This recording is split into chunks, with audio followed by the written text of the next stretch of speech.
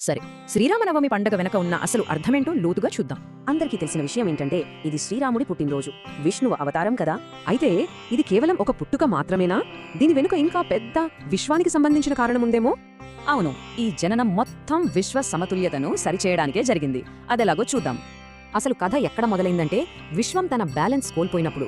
ఈ విషయం మన పురాణాల్లో స్పష్టంగా ఉంది. రావణుడు సృష్టించిన ఈ సంక్షోభాన్ని సరిచేయడానికి ఒక 6 దశల ఖచ్చితమైన ప్లాన్ మొదలైంది. విష్ణువు మనిషిగా పుట్టాలని నిర్ణయించుకోవటం ధర్మం గురించి ఒక అద్భుతమైన సందేశం లాంటిది.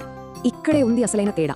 కృష్ణుడు తన దైవత్వాన్ని చూపిస్తే రాముడు ఆదర్శ మానవుడిగా ఎలా ఉండాలో చూపించాడు. ఆ సంపూర్ణ గ్రహస్థితిలో పుట్టటం వల్లే రాముడికి మర్యాదా పురుషోత్తముడు అంటే ఆదర్శ పురుషుడు అని పేరు వచ్చింది. అంటే ఇక్కడ అసలు పాయింట్ ఏంటంటే దైవత్వం అద్భుతాలతోనే కాదు, క్రమశిక్షణతో కూడా వ్యక్తమవుతుంది. రాముడి జీవితం మనందరికీ ఒక రోల్ మోడల్ లాంటిది. మన బాధ్యతల్ని ఎలా నిర్వర్తించాలో నేర్పుతుంది. చూడండి, ధర్మం అంటే సరైన నడవడిక. అది ప్రతి పాత్రలో ఎలా ఉంటుందో రాముడి చేసి చూపించాడు. సింబాలిక్గా చెప్పాలంటే ఈ కథ అదుపు లేని అహంపై క్రమశిక్షణ గల మనసు సాధించిన విజయం అన్నమాట. అసలు విషయం ఏంటంటే ఈ అర్థమంతా రామ అనే పేరులోనే దాగి ఉంది. రా అనే శబ్దం చీకటిని తొలగిస్తే మా అనేది అహాన్ని నాశనం చేస్తుందంటారు. అందుకే ఆ పేరుని జపించటం ఒక రకమైన స్వీయ శుద్ధి, ఆధ్యాత్మిక సాధనగా మారింది. సో శ్రీరామనవమిని మనం ఎలా చూడాలంటే ఇది విశ్వాన్ని సరిదిద్దిన పాయింట్, మనకొక రిమైండర్. అంతిమంగా రాముడు జీవితం చెప్పేది ఇదే: నిజమైన దైవత్వం అద్భుతాల్లో కాదు, ధర్మబద్ధమైన జీవితంలో ఉంటుంది. మరి ఈ రోజుల్లో మన జీవితాల్లో ధర్మబద్ధమైన జీవితం అంటే అర్థమేమిటి?